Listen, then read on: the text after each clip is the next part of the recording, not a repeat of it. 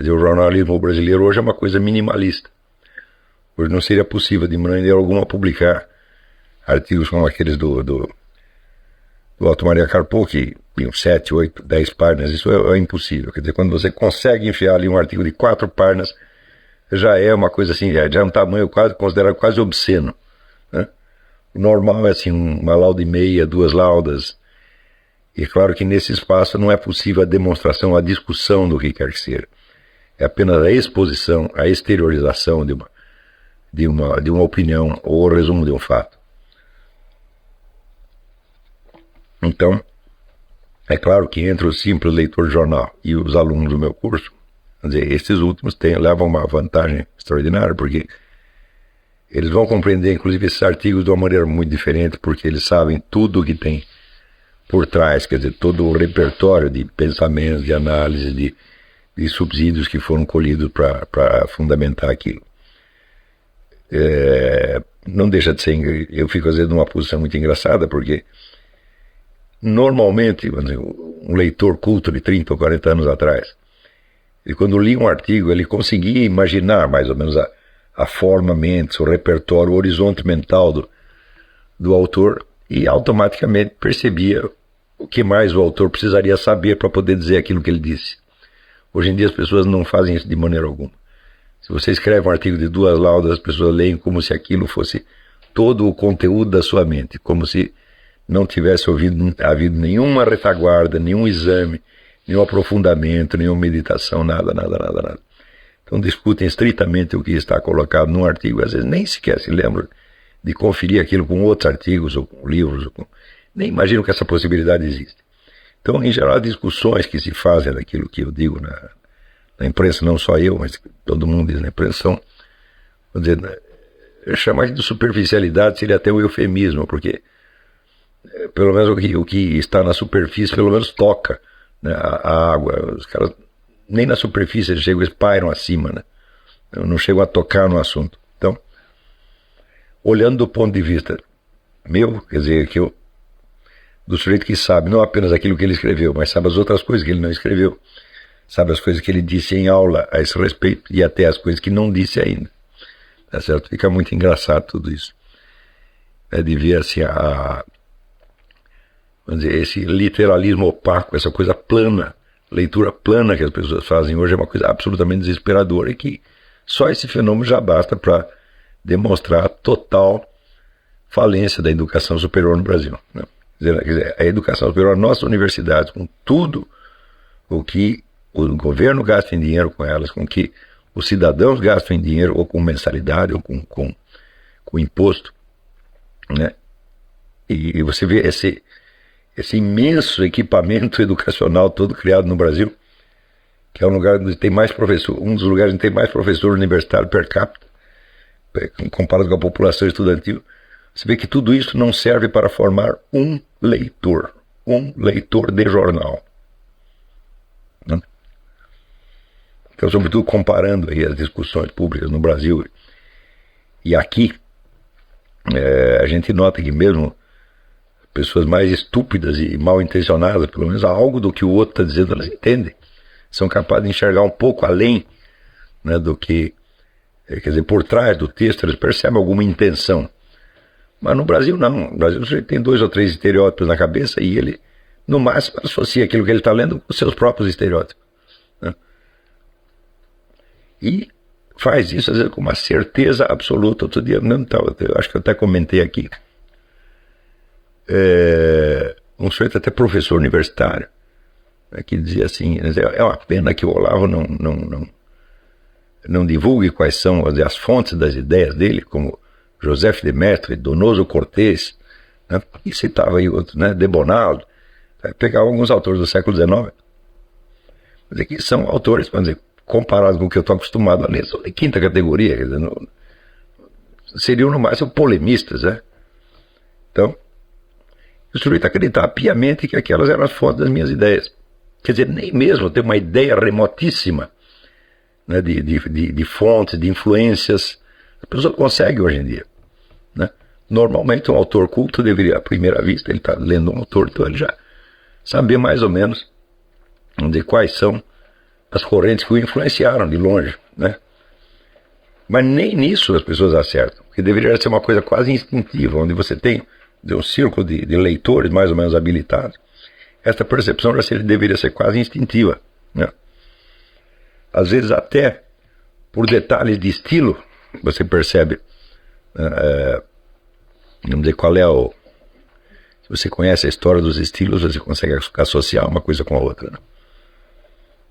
Muito bem, mas então eu escrevi um artigo essa semana que toca exatamente no assunto desta pergunta. Eu escrevi o artigo pensando já, falo, bom, eu vou botar essa coisinha aqui lá no Diário do Comércio e vou desenvolver isso em aula, né?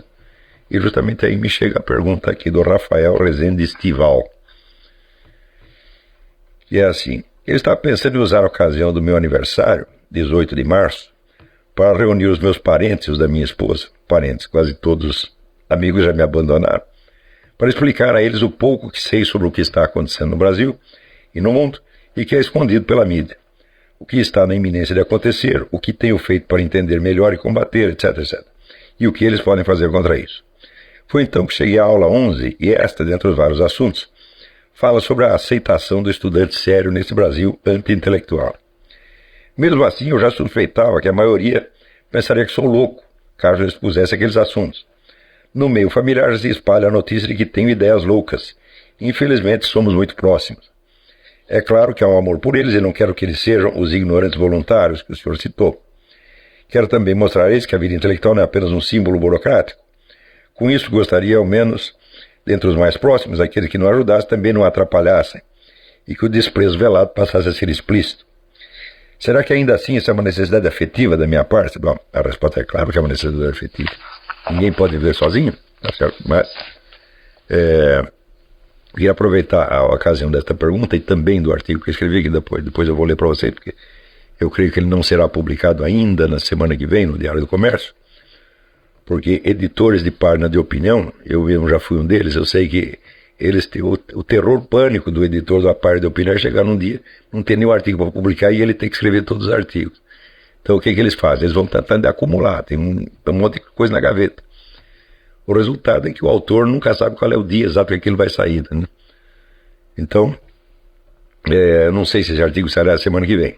Então, mas o artigo é exatamente sobre isso. Vamos dizer, este fundo que ele chamou de anti-intelectual, mas que na verdade é mais do que isso, é um problema muito mais sério do que eu mesmo tenho enfatizado aqui. E, conforme até já falei numa aula, isso não é uma coisa que existe apenas na sociedade em torno, mas existe dentro de cada um de nós. Isso quer dizer que o seu potencial de desenvolvimento intelectual, ele fica inibido, né, pelo temor que você tem de ser rejeitado. E isto já não é um problema que está fora, que está na sociedade, ele já está internalizado dentro de você. E isso enfraquece barbaramente. Né? Você imagina o que teria sido a vida de tantos escritores, poetas, filósofos, etc, etc, se todos eles tivessem passado por isso nos seus respectivos meios, né? Então, quer dizer que uma boa parcela da energia que eles poderiam ter consagrado à atividade criativa, ou então aos estudos, ao desenvolvimento pessoal, teria que ser gasta apenas nessa atividade, vamos dizer, de autodefesa interna e externa contra a hostilidade. Quer dizer, contra a hostilidade do meio, a qual, sendo internalizada, é vivida dentro de você como inibição. Quer dizer, como você espera que haja uma reação negativa, como você espera que as pessoas vão te rejeitar, você imediatamente já cria um complexo de rejeição. Então, como é que você vai fazer então para ser aceito, para passar por uma pessoa normal na frente de um círculo de gente que não pode te compreender de maneira alguma? Então, olha, eu digo isso não só pela minha experiência pessoal, mas por ter estudado o assunto. Quer dizer, cheguei a fazer um estudo sistemático de como este tema, que é constante na sociedade brasileira, aparecia na literatura brasileira. É certo? E você vai ver que isto reaparece ali, por exemplo, em Machado de Assis, em Lima Barreto, no livro do Orígenes Lessa, que eu já mencionei aqui, O Feijão e o Sonho, no Graciliano Ramos, no livro Caetese, e depois no livro Angústia, o personagem do Angústia, Luiz da Silva, não é outra coisa senão um intelectual enlouquecido por este complexo de rejeição do meio. Ele o Luiz da Silva é uma alma complexa, ao mesmo tempo é um sujeito de algum talento, ele tem uma certa profundidade intelectual que não é comum no seu meio, e ele se sente então rejeitado, oprimido e renegado, rejeitado pelo meio pequeno burguês e burguês. E aquele problema dele vai se transformando gradativamente.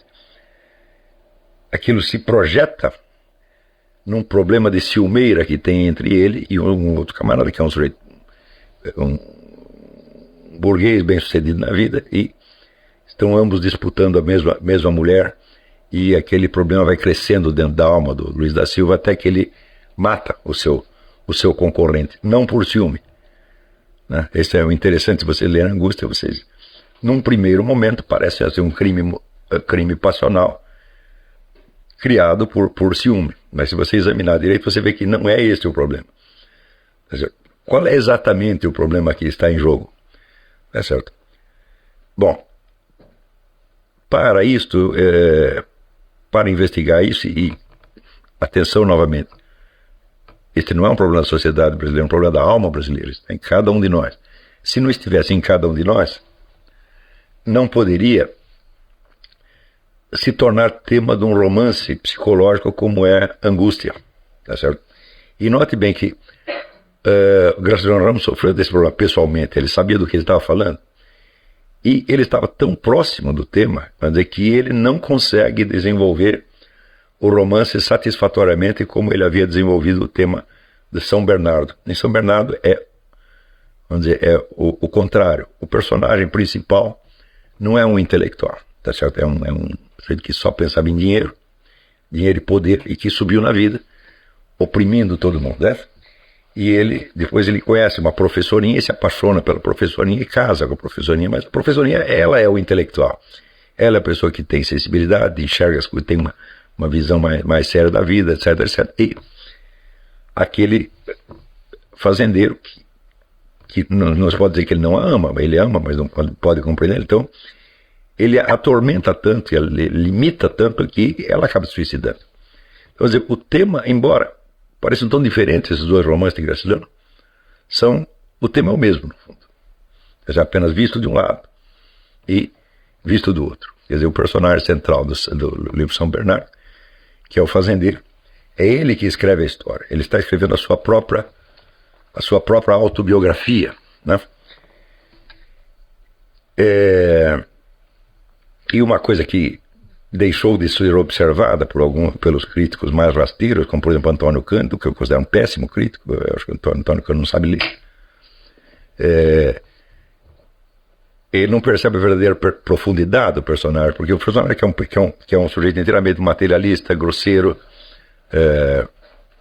e que egoísta, é ele que está escrevendo as memórias, e aquele personagem escreve tão bem quanto o Graciliano Ramos, escreve, por assim dizer, no estilo do Graciliano Ramos. Não se pode dizer, seria uma estupidez dizer que o Graciliano nesse livro imitou o estilo, a fala de um fazendeiro. Só não, ele usa um outro elemento da fala popular, que seria do fazendeiro, mas montando as frases, montando a própria narrativa, como o próprio Graciliano montaria. O que mostra que no livro, quando o sujeito escreve o livro, a mulher dele já se matou. Então a tragédia está consumada. A coisa não está acontecendo na hora que está sendo narrada. Ele, muitos anos depois, né, cheio de arrependimento, né, está narrando. E no arrependimento, ele alcança uma compreensão daquelas coisas que a mulher dele compreendia e que ele não compreendia na época. Quer dizer, ele, depois da morte dela, ele passa por uma espécie de uma metanoia. O suicídio da mulher tem um impacto nele, e ele percebe o erro da sua vida, né? Então, ele absorve de alguma maneira as preocupações que eram dela. Né? O que você tem nos dois casos? Você tem a relação entre do meio burguês e pequeno burguês brasileiro com o intelectual. No caso, os dois romances são escritos na primeira pessoa. Só que São Bernardo é escrito pela pessoa do burguês e a Angústia pela pessoa do intelectual. Então, em posições inversas. Mas se você analisa, quanto mais eu analiso isso, mais eu vejo que é a mesma história, contada de duas maneiras. Uma que culmina em suicídio, a outra que culmina em homicídio. Né? Então, você vê que, pelo fato de terminar em morte, você vê que esse assunto não é brincadeira. Claro que houve também, vamos dizer, vários tratamentos menos dramáticos do assunto. Né? Isso. No próprio Lima Barreto, também em Lima Barreto, o tema dos principais livros do Lima Barreto, que são a Recordações do escrivão Isaías Caminha, Triste Fim de Policarpo Quaresma e Vida e Morte de M.J. Gonzaga de Sá, o tema também é o mesmo, visto desde três perspectivas diferentes. Né? Primeiro é a história de um menino que vem do interior com a ideia de fazer uma carreira literária no Rio de Janeiro e tornar-se um escritor, e ele segue o caminho natural, único que existia para uma pessoa nas condições dele na época, que seria o jornalismo.